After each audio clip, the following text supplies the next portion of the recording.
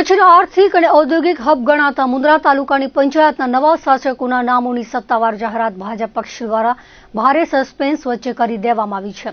સ્થાનિક સ્વરાજ્યની ચૂંટણી પ્રક્રિયા પૂર્ણ થયા બાદ લાંબા સમયથી પ્રજા અને પદાધિકારીઓ વરણીની ચાતક નજરે રાહ જોઈ રહ્યા હતા. મુન્દ્રા ખાતે યોજાયેલી પક્ષની મંડળ બેઠકમાં નિરીક્ષકો, જિલ્લાના હોદ્દેદારો ધવલ આચાર્ય અને અમુલભાઈ દેડિયા તેમજ મુન્દ્રા તાલુકા પ્રમુખ શક્તિસિંહ જાડેજા અને પાર્ટીના આગેવાન માણેશ ગઢવી, જિગ્નેશ હુંબલ વગેરેની ઉપસ્થિતિમાં ભારે મંથન અને વિચારણા બાદ નામો જાહેર કરાયા છે.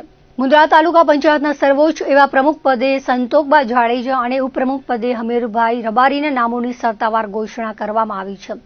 બીજી તરફ કોંગ્રેસ તરફથી પ્રમુખ પદે પૂનમબેન છેડા અને ઉપપ્રમુખ પદે દિનેશભાઈ મહેશ્વરીએ પોતાનું ફોર્મ રજૂ કરતા આવતીકાલે મતદાન દ્વારા હોદ્દેદારોની વરણી કરવામાં આવશે. કોંગ્રેસના વિરમ ગઢવી, નવીન ફફલ, તિલક ફફલ, વિજયસિંહ જાડેજા, સામરા જખુ, આરીફ ખત્રી, ભરત છેડા વગેરે હાજર રહ્યા હતા.